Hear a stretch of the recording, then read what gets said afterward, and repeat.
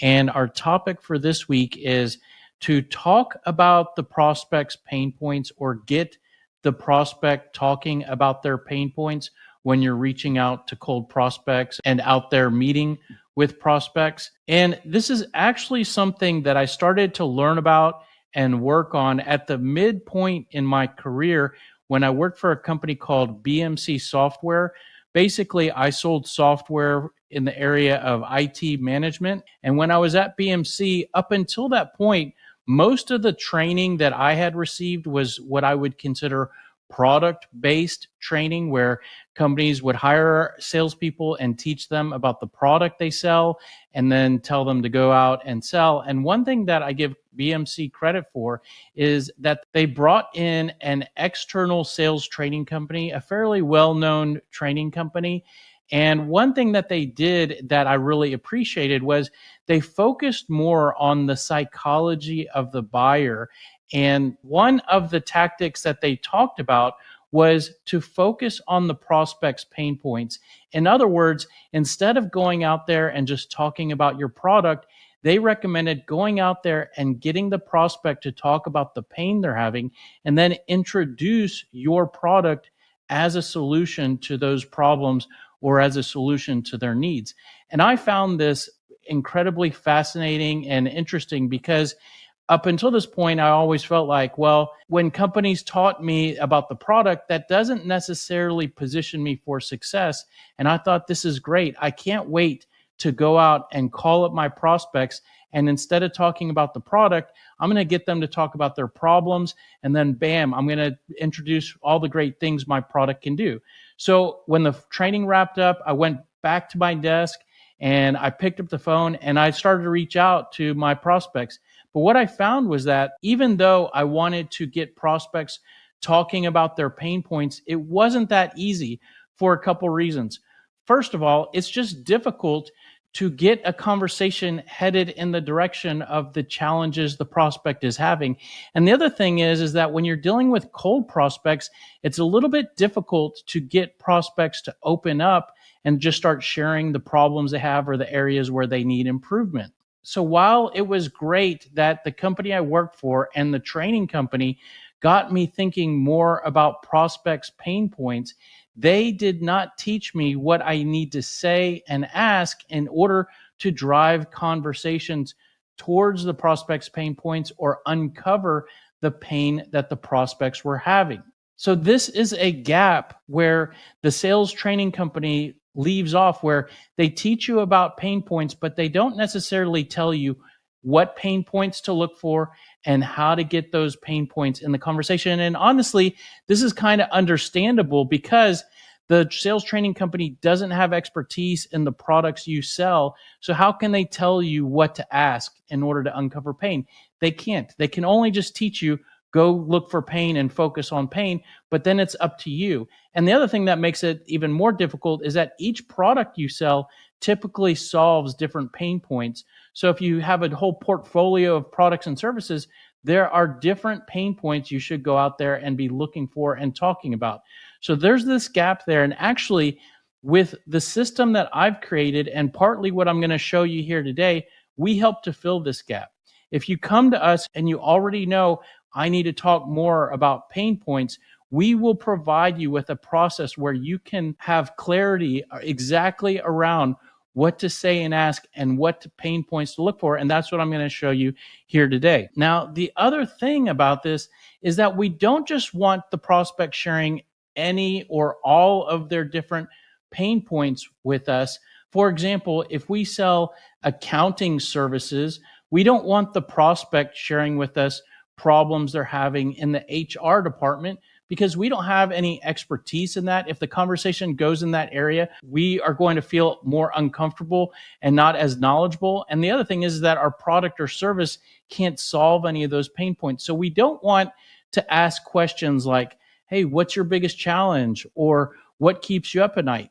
These probably look like sophisticated consultative selling questions that are great to ask. But the problem with them is that they're too broad. We want to guide the conversation directly in the area where our product fits. And we want to talk about pain points our product or service helps to solve. And the way to do that, it's fairly simple. What you want to ask are what are questions that we refer to as pain questions. These are questions that help you to understand what the prospect is doing in the area where your product or service fits. And more importantly, how is it going? Is everything great? Is everything okay? Or could things be better? So you may see that and go, okay, I need to create pain questions. That's great. But you still might not know what questions to ask in order to drive conversations towards the prospect's pain points. Well, here's the thing.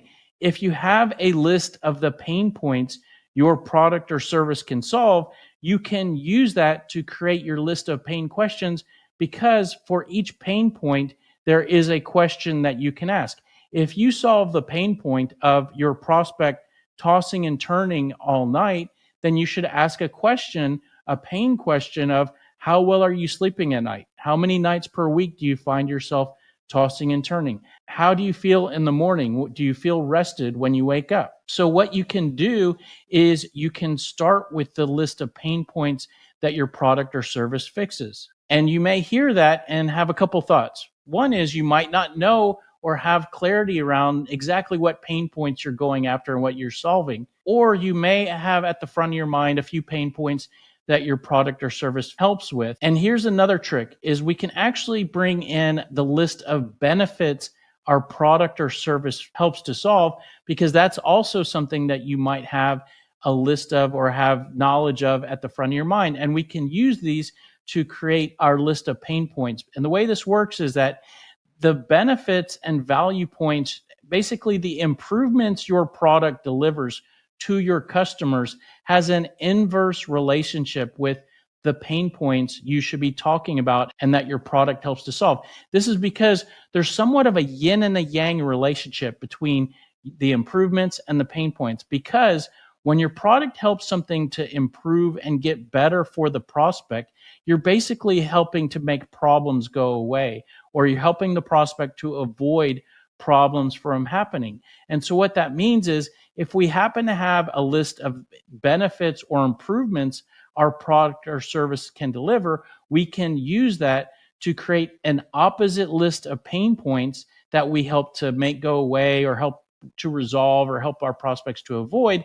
And then we can use that list of pain points to create a list of pain questions to ask. This process here basically creates what we refer to as an optimized set of talking points and questions to ask for the product or service you sell. And not to make it more complicated here, but just an FYI, if you sell into different industries or you sell to different target audiences, maybe different departments, maybe inside an organization, all of these talking points and questions could change, because the benefits your product or service delivers to one industry might change when you sell to a different industry, and that would change the pain points and the questions. For example, using my own experience, at one point in my career, I sold SaaS software, workforce management software, to different industries such as manufacturing, and I could also sell that software into retail and hospitals. Those are different industries. That software works the same for each industry, but the software I sold basically helped them to manage their employees' information, such as time and payroll and schedules. Well, those industries have totally different employees. You think of a manufacturer has union workers, blue collar workers, and a retail has part-time college school employees, and a hospital has very skilled, expensive specialists, nurses, doctors. So in that example, all of those different industries have different pain points, and you can ask different questions and focus driving your question towards different pain points. Now, you don't have to do that right out of the gate, and you don't have to do that today. That's sort of the advanced way to use this tactic, but it's something that you can keep in mind as you continue to improve and develop your skills.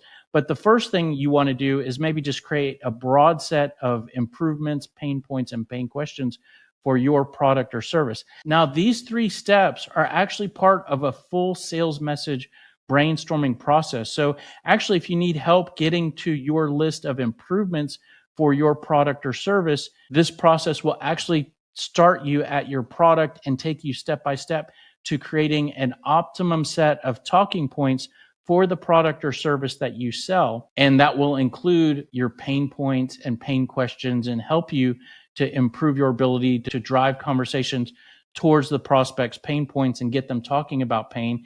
And let me show you how that works. Because each of those steps and each of those sets of bullet points are what we refer to as building blocks.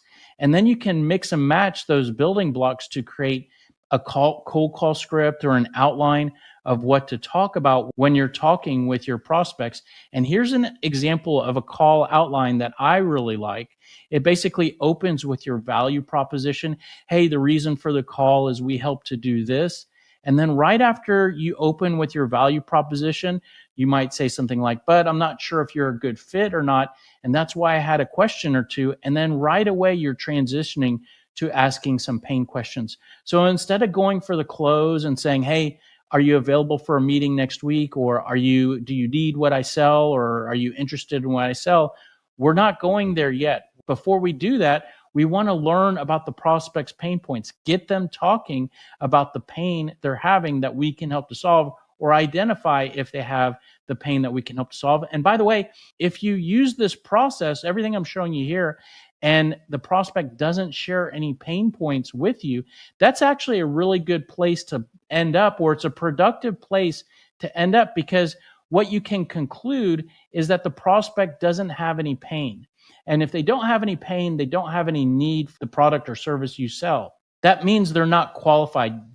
You did not pre-qualify them enough to maybe schedule a meeting or a demonstration with them.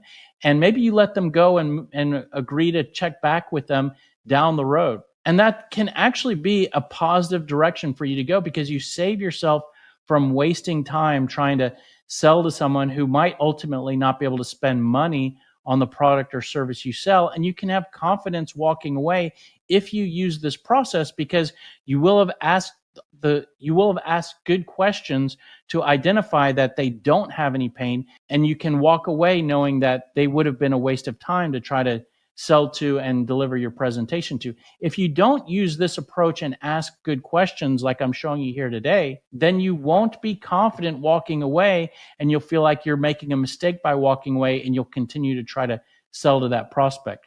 But here with this cold call approach, we're opening with asking some pain questions.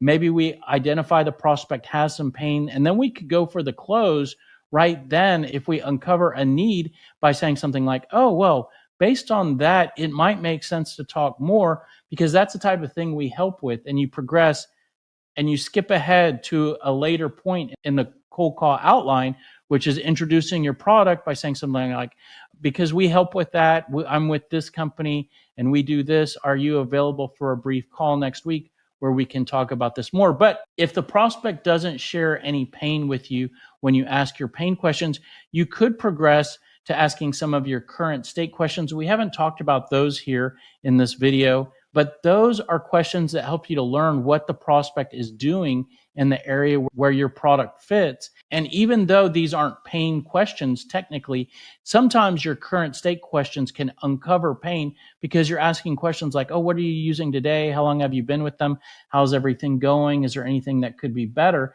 Certainly, when you ask those types of questions, you could uncover pain, but you might not. And if you don't, then you could progress to the next step of our cold call outline, which is just to share pain points. So at this point, we've asked some questions and it sounds like everything's pretty good. So we haven't found a reason to close the prospect yet. And at this point, we're just going to share some pain points with the prospect. So we might transition to this by saying like, oh, well, sounds like you guys are doing pretty good.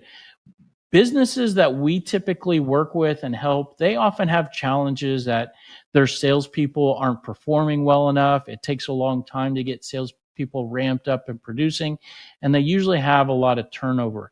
Are you saying you're good in all of those areas, or do you have any concerns about any of those areas in particular?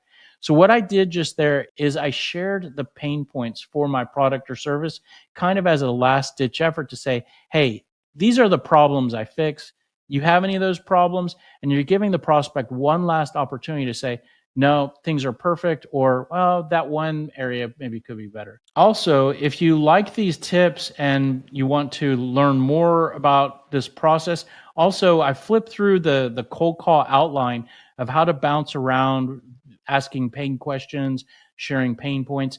There's actually a video on our YouTube channel that goes through that process and shows you how to bounce through those sections and those talking points when you're cold calling. And that can be found on, if you go to our YouTube channel, there's a playlist called The Smart Sales System. This is basically our sales training program. And there's a video on how to cold call, as well as there's a video on how to create your sales message. So if you want to learn more and implement more of this, that's a great place to go. And if you like these tips and you want more, a great way to get these tips maybe in smaller, digestible, bite-sized pieces is you could follow us on any of these social platforms. We basically take these long form videos and slice and dice these into 30 to 60-second videos, and usually just one tip per video, and post those every day on these social media platforms. So be sure to follow us there, as well as, and that is pretty much it for this week's Tactic Tuesday. If you have questions or you want more information, the best place to go is salescripter.com. Thanks for being here, and hope this was helpful, and we look forward to seeing you on the next video or in the next training session. Have a great